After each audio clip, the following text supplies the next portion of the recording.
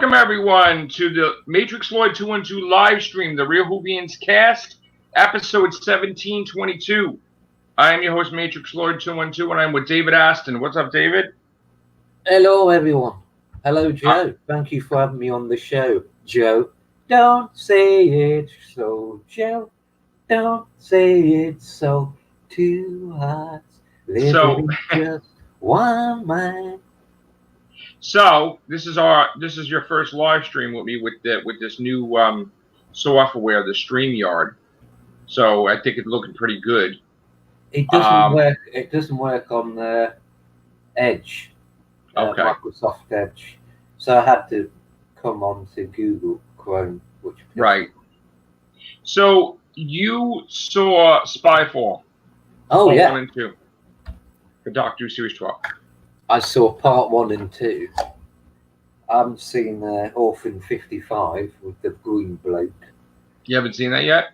Oh, God. That looked dumb. It really looked dumb. Did you see it or no?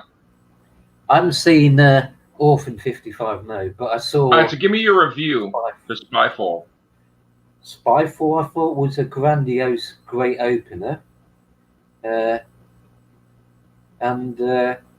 I'll be honest, I'm a little bit annoyed with the spoilers. You know, that started to get on my nerves again. And you know, the reveal of the Master.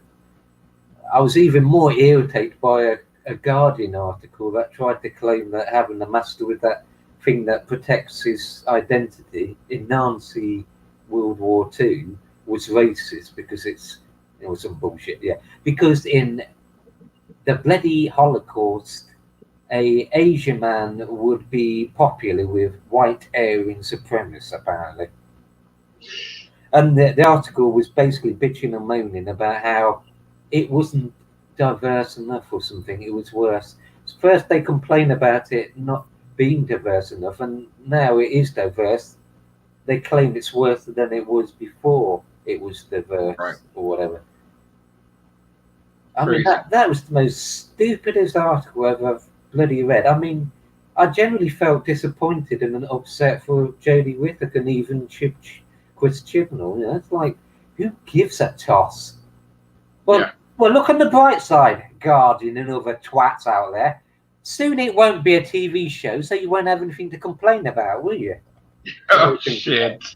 It got 8% from an audience reaction share on Rotten Tomatoes. Now, when it comes to, you know, the wanker professional reviewers, you have to take their opinions with a pinch of salt. But the audience share, that's the real, you know, everyday man and woman, essentially, isn't it? Right. Now, isn't that removed?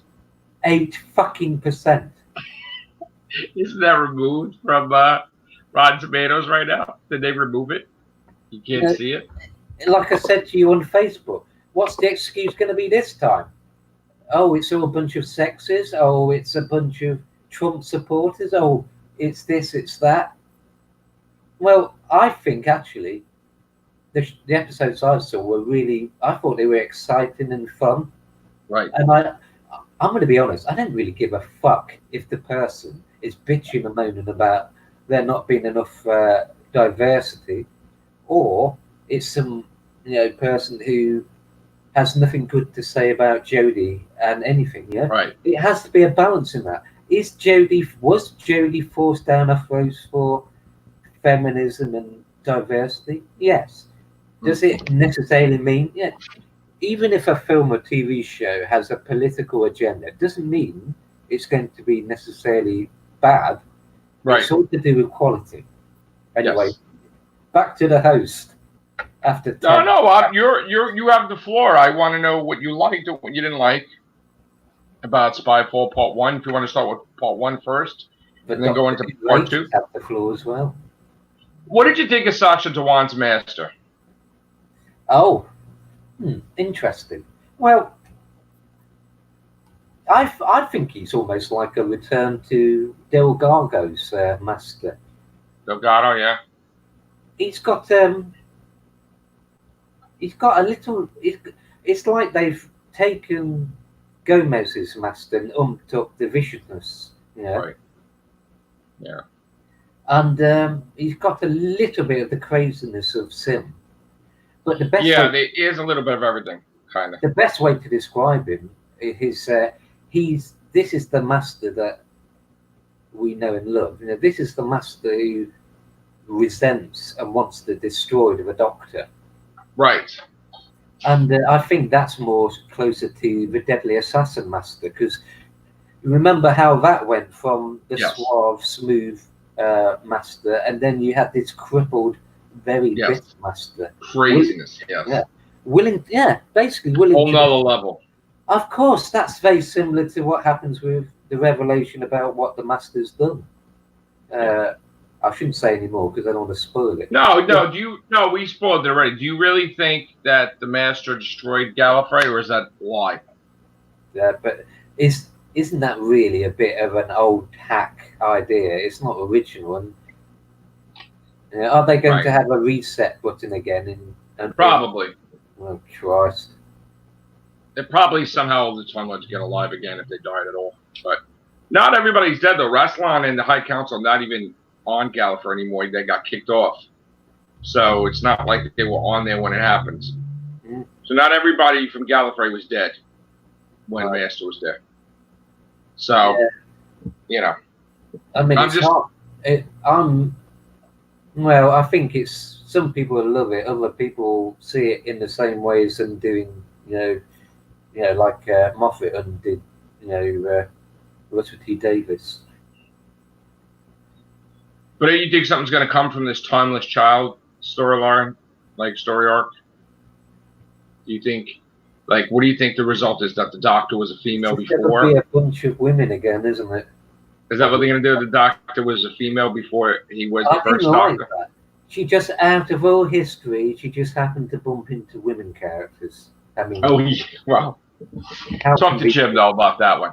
Apparently, the TARDIS console randomizer also focuses on gender as well now. Right. It's like Ricky Gervais's joke about diversity. There's not enough black people died. Oh my God. Yeah, we're gonna get demonetized again. Oh my God. This is not even a third one. What is a third one? I don't mind it too much, but the problem is, if they're trying to be more balanced in how they represent people, they run the risk of being as gender specific as the old series has been criticized. But do you think he's getting too much involved with this bullshit with the politics and the fucking gender and the fucking this is an upgrade and women are superior? Why can't we just get into the fucking sci-fi aspect of it and stop at that the Doctor's recognizing gender and getting offended when they think that the Doctor should be a man? The classic series did deal with topics of politics, the whole Perilodon, reflecting, the UK going into the EU. But the thing is, it was done in a way where it wasn't shoved down your throat. It was in the background, and just like dealing with past, sort of dealing with references or new information. You sort of hint at it. You let the viewer sort of see what they want to see, rather than... But I like the fact that I can understand if Jodie Whittaker's a feminist, and if she wants to have female historical characters represented in a way that inspires kids, whether they're female or not, then fair enough. Yeah, but we need to have male role models too, like from history, not just females all the time. I mean, just ridiculous saying it's not diverse enough.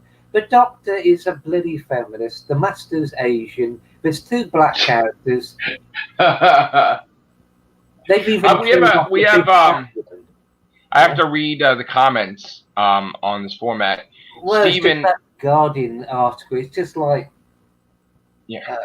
I just have to read. We have messages from our fans. So Stephen says, which universe are Jodie and the fam in? Because we now know there's multiple. Well, here's the thing.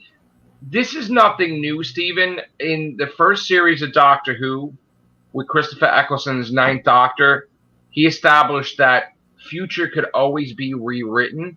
there was this fifth galactic empire, this strong empire that he always talked about throughout the season. And then towards the end, the Daleks erased that whole empire and prevented them from coming into being because they enslaved the human race for 100 years with the channels and all that stuff and the social media and all that. So anything that the Cybermen that we've seen in the new series are not from our universe. That's the implication. Right, but now they are, because they showed them as Mondazian Cybermen. They merged. Oh, shit. So, but I just want to say that it's all the same universe. But what happens is, let's just say, like today. Today is January 16th, right? 2020. Anything after that is considered the future, right? So if the Doctor travels to the future, that's not necessarily what the timeline's going to be, because it's like Back to the Future when they traveled from a certain point in time. So that could be rewritten. Or anything that's in the future can be rewritten. So with the exception, I guess, if it's tied in with the Doctor himself or herself personally. So we've seen the timeline change so many damn times, and it becomes another universe. So you could say that, let's just say they had a companion and they dropped them off in the 22nd century, right? And now we have 5 Doctors later. If that Doctor goes to that time period in that decade, the odds are he would not find that companion, because that timeline no longer exists where he has access to see that companion. Yeah. Well, the 10th Doctor... No. It's not that he... No. Here's the thing. The Doctor can't freely move to multiverses. There was one instance where the TARDIS by accident went there, and he used his life force to make it where he can go to that universe, which is Rose's that secondary universe, right? But the TARDIS cannot regularly travel to multiple Earths or timelines. It was established in Inferno, and it was established... It's more of a case of, like I was going to say, the 10th Doctor said that Time Lords are time sensitive. They can actually see, presumably... Right, the Time Lords could do it, but the Doctor can't regularly do it. Or they can see and sense all the different timelines. But the thing is, as you said, the TARDIS doesn't like to do that because it complicates things. It causes more... It could potentially cause, I don't know, timey-wimey... Like, the Time Lords could make it where the Doctor could go to different timelines, right? Yeah. Multiple, like, in other words, like, he could travel to multiple different Earths, but they never really go that much to different Earths. They, like, when David Tennant and Rose, they went to the Cybermen in that universe, remember that? And so, and Inferno with John Pertwee's Doctor. So, it is rare that the Doctor goes to another universe, but they don't make a big thing about it. And, like, in other words, they don't have him go there or her go there regularly. So, every time you go to the past or the future, you're essentially a temporal anomaly pollution. Basically, every time you go to the past, you're creating a new timeline every time you change anything. Just simply being there, you're changing things. Because if somebody wasn't there before, just simply bacteria could change. Right, things could change, but certain things that are fixed, they can't change. They're not supposed to change if it's fixed. There's a whole notion. Like, all right, Adelaide Brooks from Waters of Mars, right? There was a thing about her timeline that cannot be changed. So much so that when the Daleks went to kill her when she was a child, the Dalek did not shoot her, because by shooting her, it would have somehow affected the Dalek's timeline and the Dalek's history. So the Dalek did not shoot her, knowing that her timeline's important. Because again, if they're from the future and then the Time Lords are from the future, anything that's from the past would affect. It's the same with the 7th Doctor. The Daleks, in remembrance of the Daleks, I think the 7th Doctor says to Ace that the Daleks aren't going to interrupt or interfere because, they destroyed. They destroyed the hi-fi tape deck or whatever because it was a technological it wasn't meant to be there. And perhaps Daleks, actually, just like Time Lords, can see or sense something that actually may potentially cause trouble in not just own timelines that are interconnected. All right, so if you kill Daniel Brooks, something might happen where it might prevent the Daleks. Yes. Like some weird way. Yeah. So they were like, oh, we can't kill her. Now, the Doctor interfered and did change a fixed point, but a little variance of it. But the problem was, though, he had like a nervous breakdown because he was so upset he couldn't like see Rose, he couldn't do this, he couldn't do that, and the Time Lords are dead, that he's like, screw it, I am the Time Lord, I break the rules, I do what I want. And he lost his, he lost his shit, basically. So, all right, let me give you an example. It's quite possible that the TARDIS, to go to other universes, it needs to be an upgrade or something done to the mechanism to get it to go. Right now, the TARDIS can travel to Rose's universe and that she's on, and the Pocket universe, but it can't travel anywhere else yet. But like I said, if he did adjustments to the console, like David Tennant put some of his life force into the TARDIS, then he was able to. Forget the writers will change anything when they see fit. Yeah. Yeah. Which technically means that the Gallifrey could be saved. Defy the rules. The only ones who can defy the rules really are the writers. So it may be fixed, like Moffat said or yourself said, but as soon as when it's inconvenient to the plots of another writer, that's when they change it. Well, in the past, in the classic series, they didn't call it timelines; they called it time zones. So they used to be like, oh, the Doctor from his time zone, meaning that it wouldn't be possible for the Doctor to constantly bump into himself. So because they're changing history constantly, they would be in different time zones unless the Time Lord stepped in and pulled them all together. So I think that's the big difference, isn't it, really, between classic and modern series. The classic series, past selves meeting each other, was presented as a rarity, whereas I'm presuming now it's something that happens all the time or something. Right. When David Tennant bumped into the Fifth Doctor, the place that the TARDIS was around the same exact place that the Fifth Doctor was, but because the shielding was down, they interacted with each other. With the thing of John Sims' Master, one part of the ship was in the future, another part of the ship was in the past, and it was sort of like a timey-wimey area where they interacted, Missy and the Master. Goodbye, Belgium. Yeah. So it has to be something, even Data Doctor, there was a weird portal that was made it possible where they would interact with each other, like David Tennant, Mass Effect, War Doctor, and the Pocket universe. It was all, stuff like that. So in other words, the Doctor would not regularly bump into himself on a regular basis because the TARDIS shielding, they're in different time zones or timelines. But eventually they all become part of it. The Doctor is in. You can understand, despite the Time Lords being a bit, shall we say, underhand and a bit dubious, just like the real FBI or CIA, you can understand why they didn't want lesser species who had a lesser understanding of time travel to mess around with it. Yeah, they never wanted anybody to have time travel. Yeah. It would be Suntarans, no, we can't have them have time travel. Daleks, no, we can't have them. They don't want the time agents either. On the one hand, it's to do with them wanting to keep power, but on the other hand, they were right. Anybody abusing it, especially if they don't know what they're doing, could cause God knows what trouble. Right. Now, if the Time Lords were back in where everybody would know where they are without hiding at the end of the universe, which they're saying they're in the Pocket universe, but whatever, then they would go after anybody that is developing time travel technology. They would go after Captain Jack's time agents. Like, they would go after them.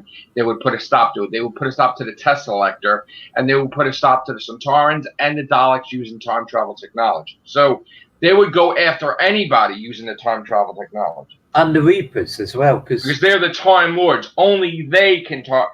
They're the ones that only want to be able to travel through time, and no one else.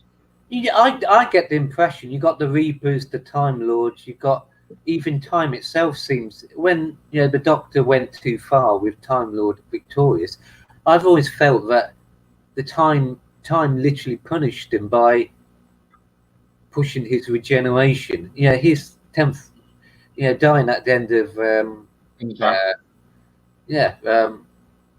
what's it called?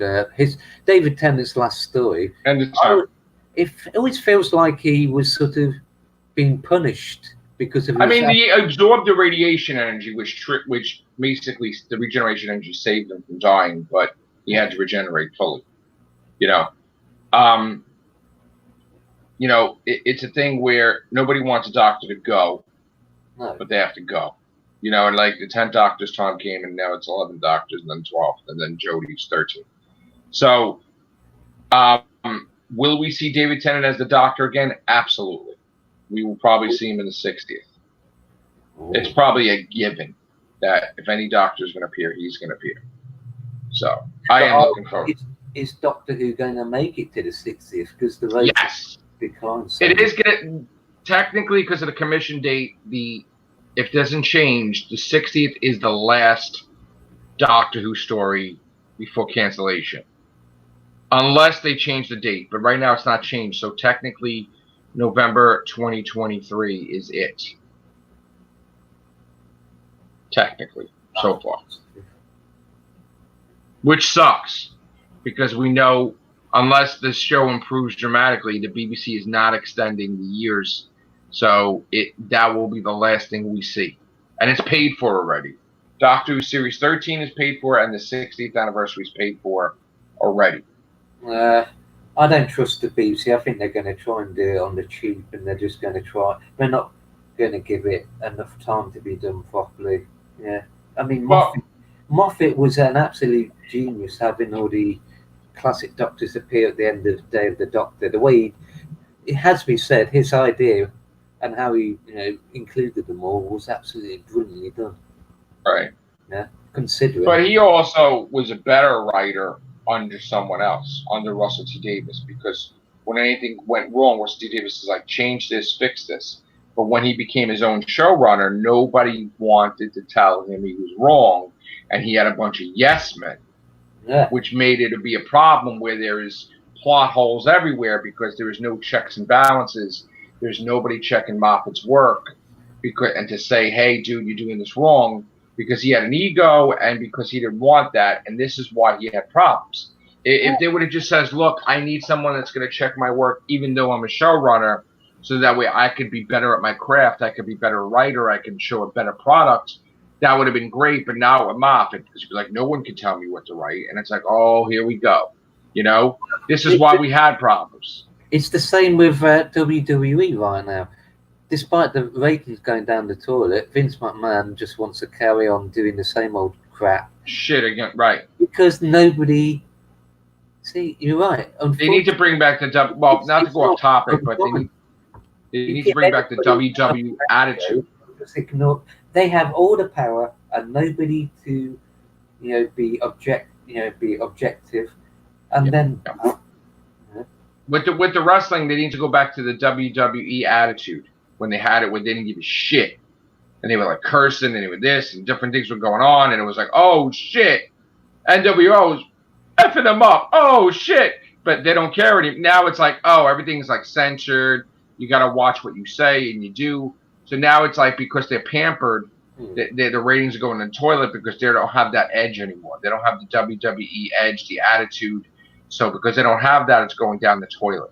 If they bring it back, that would be great. But back to Doctor Who, if Doctor Who goes to basically test the waters and just take some risks and say, screw it, we're going there. We're killing a companion. Screw it, we're going there. We're doing something crazy. They don't do that because they're always worried about if I kill somebody, we got to bring them back. It's like they just don't. They're like so. Like, if they killed Yaz, Graham, and Ryan tomorrow, that in a week, Jody would find a way to bring them back. Like, it wouldn't be like an Adric thing. Like, it would be, Adric was like, done, right? Done. And the doctor couldn't change it. Extra crispy. Right. We are Adric. We are made from Adric DNA.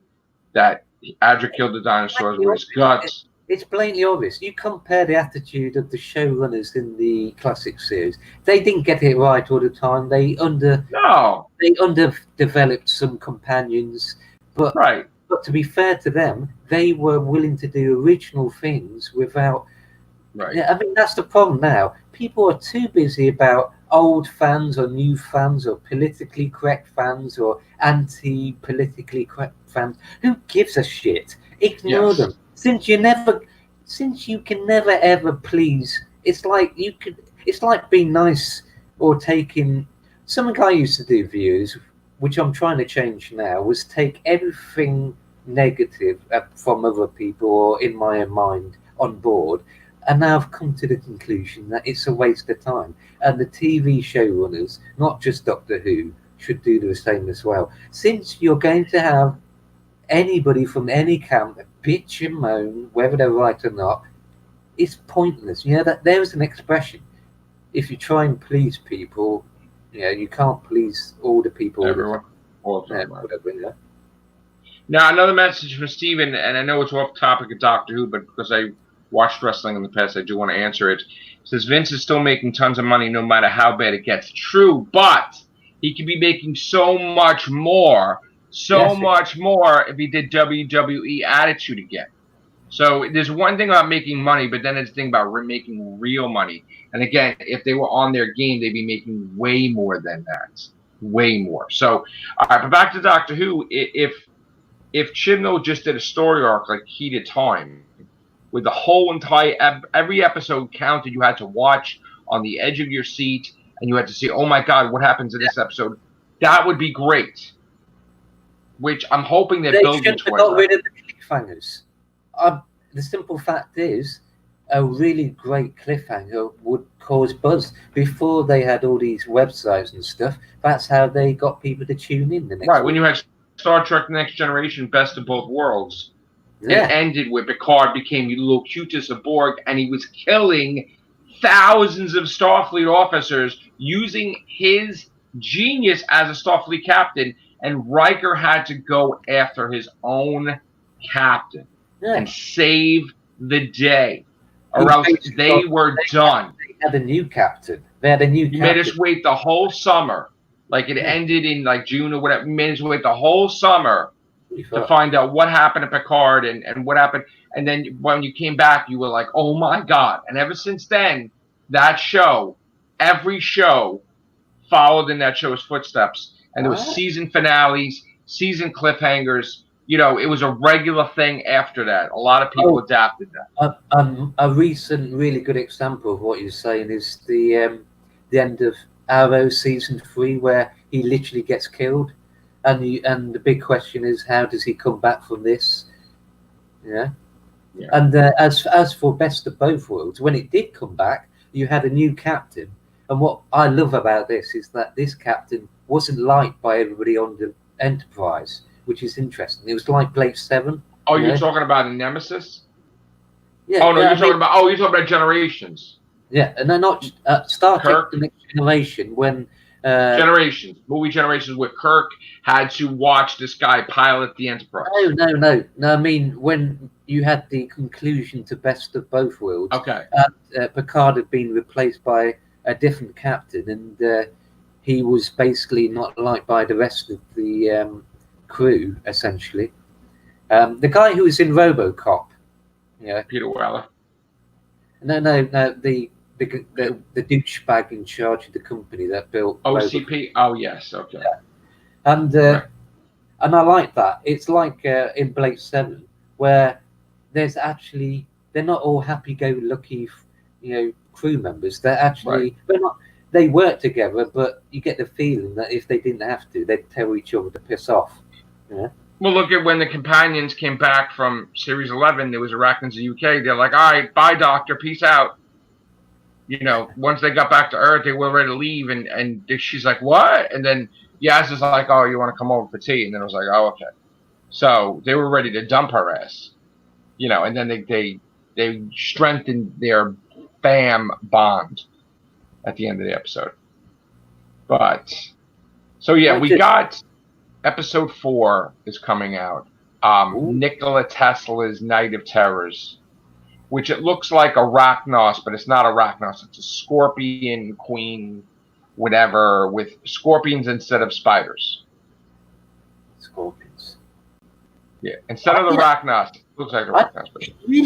It's a bit sad they didn't bring back the giant spiders last year, because that would have made perfect sense. I mean, they made a reference to it, but I think it was missing the trick of having a classic era enemy back. And it would have been a nice sort of twist, an enemy who was involved in the last story of a regenerating Doctor being encountered by a newly regenerated Doctor. Yeah. But that would always be a good thing. Like from the Woman Who Fell to Earth, they referenced Legopolis. And in Spyfall, when they would reference Legopolis again. Like the Master's like, did I ever say I was sorry for causing you to die from falling off the thing? No. He's like, good. It's like, what do you think is the lie that made that Master so angry that he literally destroyed Gallifrey? I mean, that must have been I'm hoping that. Well, look, the key was when she was saying who she was to the companions. She said she was born on Gallifrey. So right there, that means that her and the Master were not born on, they were not Gallifreyans. Well, there was sucks. That there has been a sort of. That's not the first time that. There's always been this hint more than once that, in order to. The Doctor wasn't, from the upper classes, from the upper classes, like he was seen as an outsider or something like that. Because in order to get regeneration or something, or to be considered a Time Lord, you had to be part of the school. You had to go to the academy, which he did go to the academy though, because he went to school with Durrani and the Master. Because Durrani talked about when they were in school in her episodes, if you remember. And she's like, I used to always do my thing, and you fucking guys were always trying to one up each other, and you were friends, and you're this, and I didn't give a shit. I was just into my experiment. The Doctor was actually born on another planet. That would actually, oddly enough, tie into the half human. Well, they said that she was born on Gallifrey, but not that they were born on another planet. But it might have been that the parents were not Gallifreyan. It could have been that the Doctor's father was a Time Lord, just like in the TV movie suggested, and the mother was human. Mother was a human, and the reason why that flashback from Capaldi's story where he's in bed crying was because he was treated by the others like an outcast for not being a pure Gallifreyan. You know what I mean? Right. But it's weird because the mother. You got the impression that the mother was the one there was this, and End of Time, and she was like this, and you got the impression that was his mother. So when he saw his mother, he's like, oh, it's not going to be all doom and gloom. I can survive this. I can get out of this. My mom survived, and she's supposed to be dead. That's what I got from End of Time, because supposedly his mom's dead. That I saw my mother. She's alive. I could do it too. You know what I'm saying? It's oh, okay. There's hope. The Doctor's father went in a time machine. The Doctor's father went to Earth one time in a TARDIS, which was against the rules. Fell in love with a human woman, and it caused a scandal. So it was a white and a black woman, in I don't know, the 1900s or something. Yeah. Right. Yeah, the Time Lords would shy against that. Essentially, back when it was seen as a taboo. Yeah. The Time Lords are always egotistical, though. We start who they were. I think the Time Lords are hypocrites. They come across to me xenophobes in a weird way, but at the same time, they want to interfere when it suits them. They look like the humans, like dogs. Like Leela fell in love with the Time Lord. She stood on Gallifrey, but they're looked upon like the humans look upon like dogs. With the exception of now, like now the Sisterhood of Karn and the General, they recognize Clara and like okay. But before they're like, oh, they're peasants. Like humans are peasants. So you look at how Rassilon, when he went to take over, when it was Timothy Dawson and Rassilon, he's like, kneel mankind. Like they're scumbags. You know, like just kneel before us because you guys suck.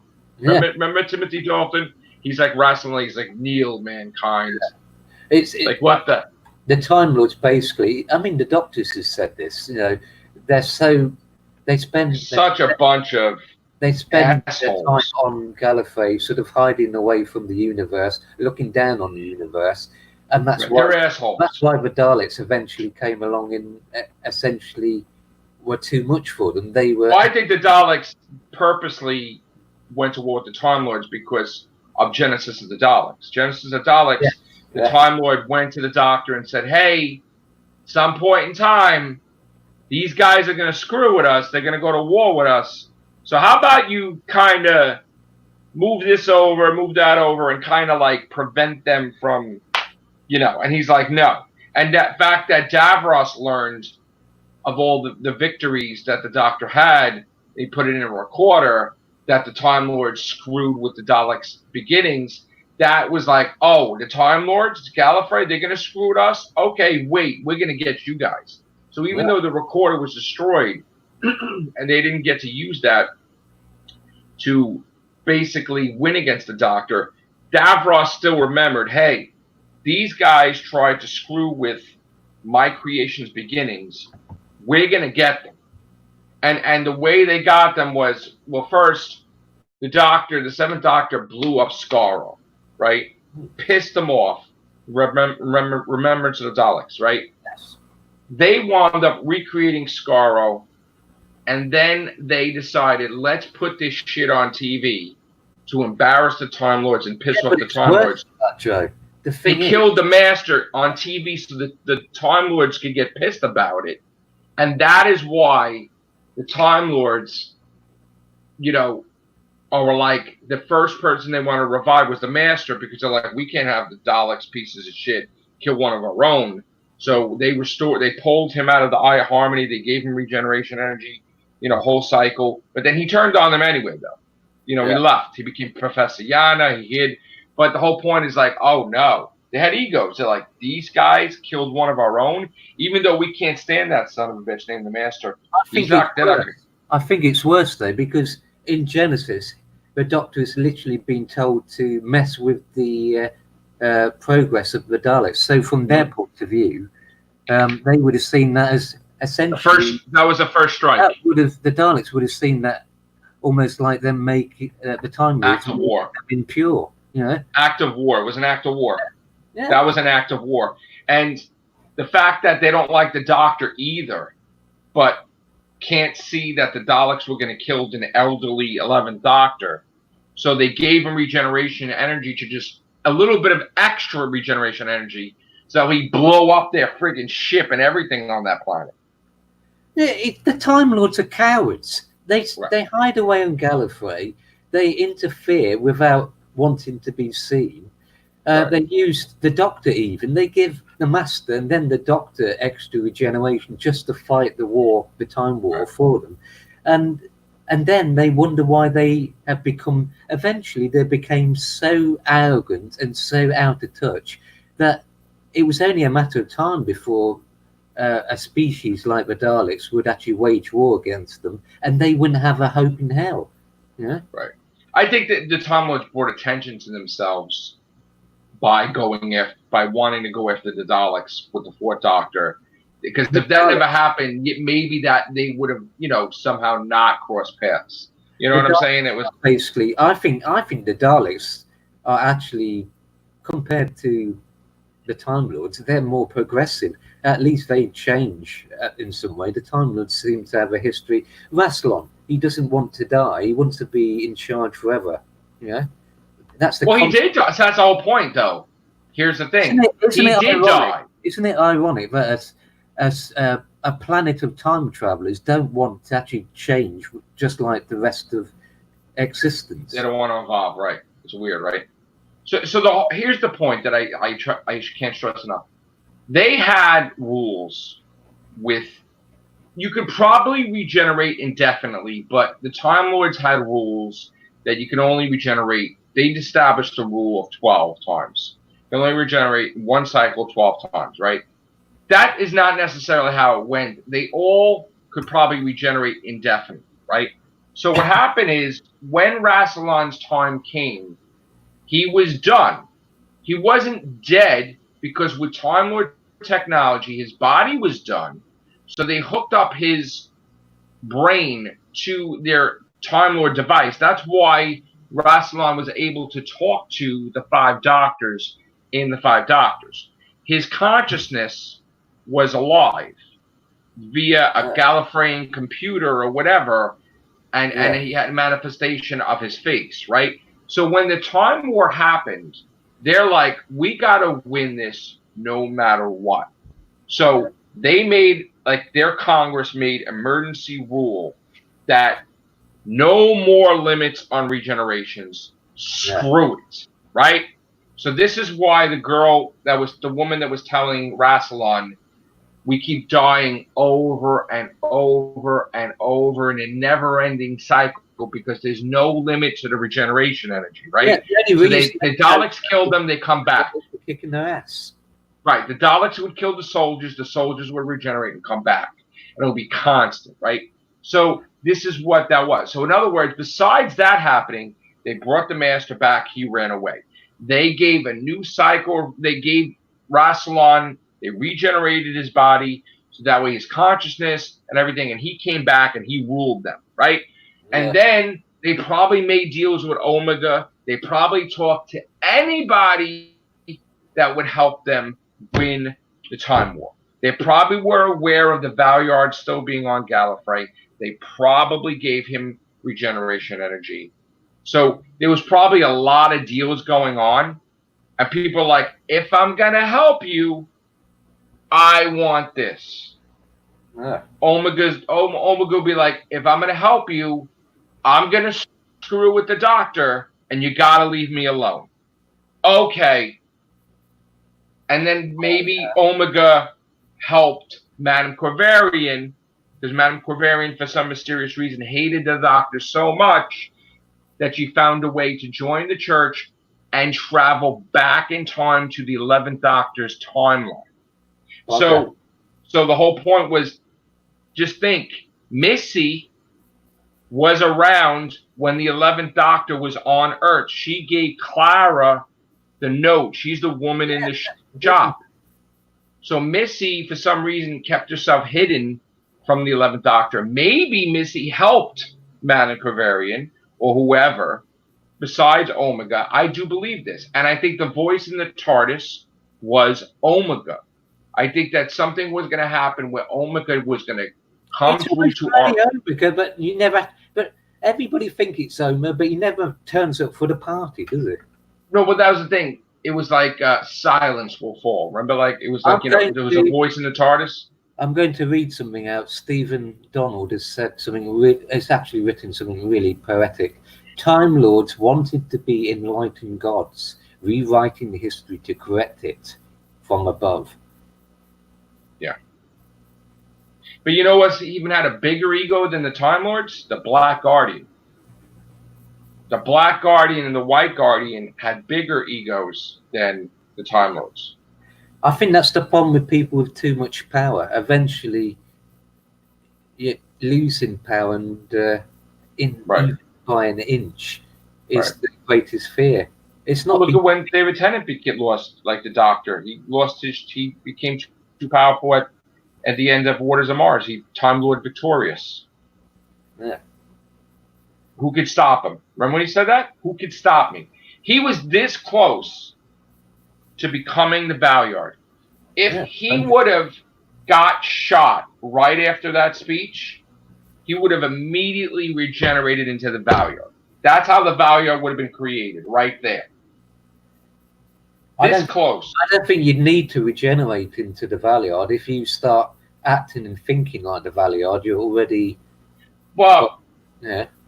It was sort of a thing where when the regeneration came, supposedly, it was everything manifested itself and all the good was gone. And it was only the evil remained. So something triggered a regeneration to go bad where he regenerates bad. Which, again, the arguments could be said that the Daleks, the Cybermen, the Centaurans, the Judoon, everybody teamed up, becoming the Alliance to take out the 11th Doctor, thinking the 11th Doctor is the one that destroyed the universe, but it wasn't the 11th Doctor, it was the Valiard in the future.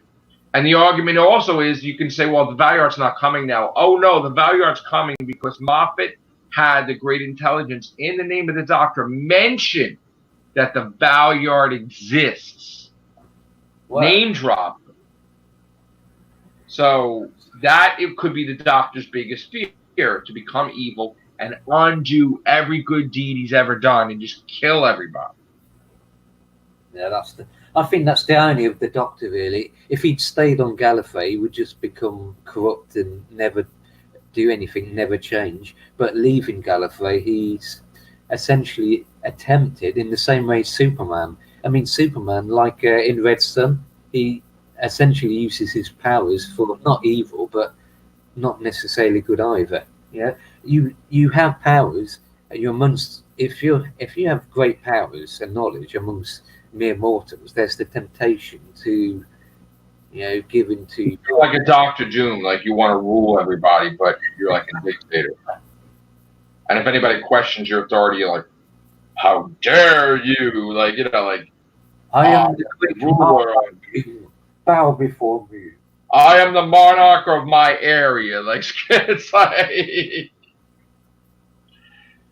so it's good talking about all this stuff. I'm very passionate about Doctor Who. You're very passionate about Doctor Who. You have a history for many, many years. You did your Doctor Who radio show, which this generation doesn't know about. Oh boy, it'll come back eventually. It's going to come back when Doctor Who's off there, probably. No, I'm a regeneration. I'm regeneration. I'm a generation after you, because you were the YouTubers that came before me, and then I came after, if you remember. Because I used to watch you do videos, and I was just a spectator, if you remember. You know that. Yeah. You remember that. Oh yeah, yeah, but you're more dedicated. 13 books, novelist. Why don't you read the comment?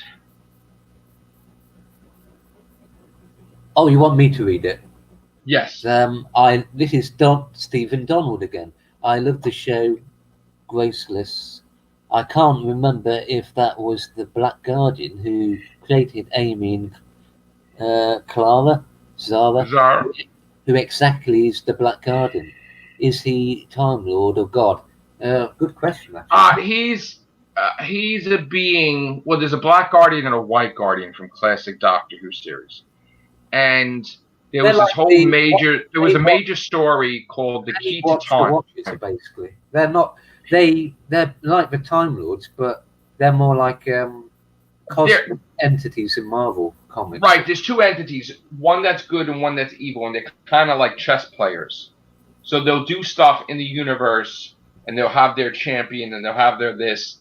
And they'll go do things, and whoever's getting involved gets involved. And in this case, the whole thing about the key to time, that was the main thing. And the Black Guardian tried to trick the Doctor into getting it for him or whatever.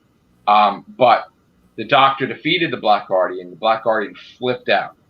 The Black Guardian said he was going to return. And then when the fifth Doctor came, it was like the Enlightenment episode, a whole bunch of episodes where the Black Guardian was controlling the companion Turlo, and should have betrayed the Doctor to kill the Doctor. Turlo did not.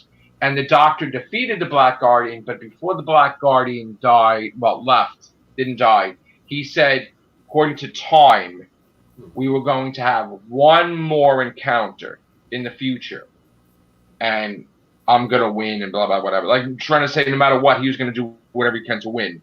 So at some point in time in the future, whether it be Jodie Whittaker's Doctor or another Doctor, they have to encounter the Black Guardian one more time.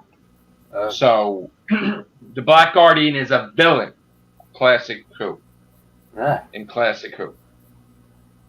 Black Guardian has to come back. Just like there's supposed to be at some point in time in the future, the Doctor's personal future, the TARDIS goes sideways in time to another dimension, which is like another universe. And the Doctor is stuck in Camelot on that world.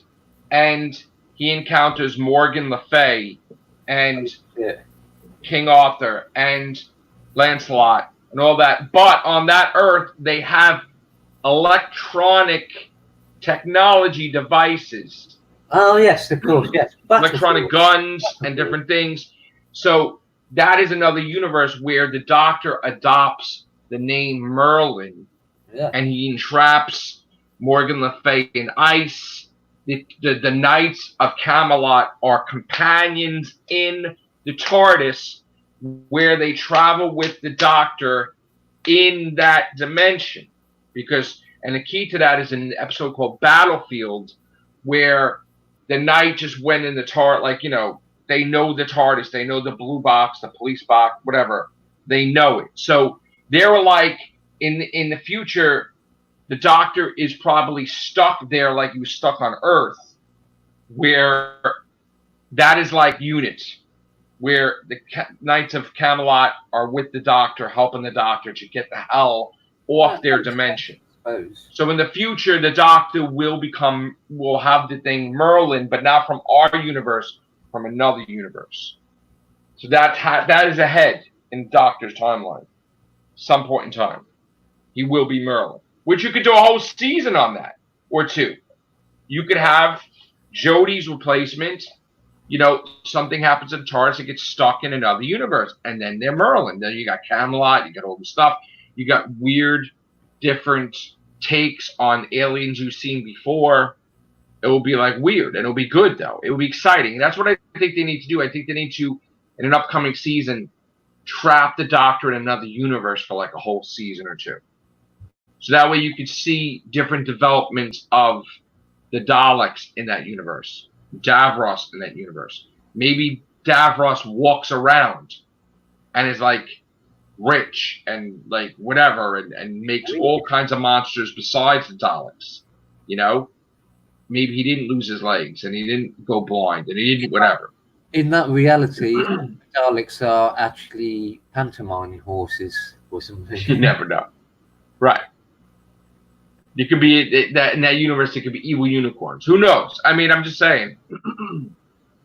But they should do that. They should put the Doctor in another dimension. Now, one of the things I liked about the Peter Capaldi episode where Ashilda was teamed with that lion creature. That lion creature was from another dimension, meaning another universe. That lion creature. That could have been a race that kept showing up. That would have been great. He went back to his universe, I guess. Oh. But the Doctor battling them would have been great. It does sound like that Fourth Doctor comic from the early days of Doctor Who Monthly, the Iron Legion. Where they're all sort of it's like the Romans, but they're technological or something like that. Now, I like the big finish. They got Mark Gatiss is playing another reality master. He's playing He's playing the master of the universe where David Warner is the Doctor. Oh yeah, I love those. Yeah. So, I think you want to spice it up. Put the Doctor in another universe for a season or two. Why don't they? They could just have Mark Gatiss appear in the new series as a different reality Doctor. I mean, he's already done it. I think he should be. He already played Professor Lazarus, and he already played the barbarian chess player in The Wedding of a Song. So, yeah, but it's there was it a barbarian chess player? Yes, it was. Martha Jones did the actress who Martha Jones has a doppelganger. Colin Baker, he had his own Gallifreyan. But didn't that doppelganger die? That clone, Martha Jones clone, die? Yeah, I think that's sort of she Martha's She died, didn't she? was she was pointed out as a sort of cousin or something. Oh, the one that died in Doomsday, that was her cousin. Yeah, and That then was they her cousin. sort of then I think Russell T Davies. I think she Brought her back for she had a another line. role. Yeah, she had a line of dialogue saying, "My cousin died at the The fall of whatever. Right. yeah, Yeah, I know. just one line. Yeah, it was a canary. No, what the hell was it? Canary Wolf? I don't know. Yeah. They need to make Doctor Who interesting again. They need to get away from these politics. Totally get away from the politics. Get away from the woke. Get away from the SJWs and SJWs. Just get into time travel. Put a sense of urgency in the show where if the companion screws up, they really screw up. Yeah. Like, how about do a story where the companion does something so stupid that starts a war with a whole bunch of races just by saying something that they shouldn't have?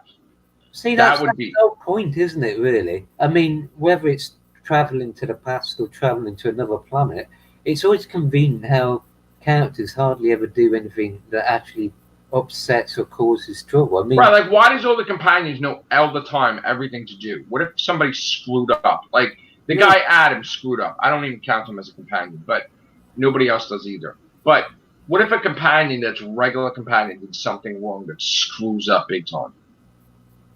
Like, I'm talking... They break a planet's moral code or law or something like that. Like, it could be something as to somebody tells them something and they tells another person something, and it's like a private conversation between one race to another, and it starts a whole damn war because they're gossip fiends or something. Like, whatever. Like they should do something like that where the Doctor gets mad at the companion, gets mad at the Doctor. Like, why aren't you telling us everything, Doctor? Why are you lying to us? Like, what do you mean? Like, I want to know. Why is this? Why are you nice to the Master? Why don't you just, like, shoot him? Why don't you put him in cuffs? Like, you know, like, even though he's your best friend, who cares? Ever since the Doctor Who started, the one thing that's always one problem with going to other planets or other times is that if it's a planet, interfering in trying to help a planet of people or whatever, you don't know anything about that planet. And that's just one group of the people of the planet. You don't know whether you're actually going to do more harm. And then there's the bit where the Doctor leaves. And there have been stories where he's returned, like the Fates of Evil. And it turns out he's interfering. In that case, it was the Fourth Doctor from the future, his own personal timeline. But you interfere in a planet and society you don't know anything about, and then you return and discover you've actually made things worse. Yeah, right. Like, that's why Star Trek had the Prime Directive. Yes, exactly. You cannot interfere in, you know. Read what Steven said again. Oh, right. It's like Christmas. To spice it up, we could have a very, very manipulative Doctor like McCoy's Doctor in Big Finish, but that may be what they tried with Capaldi. Good storytelling is all we need, really.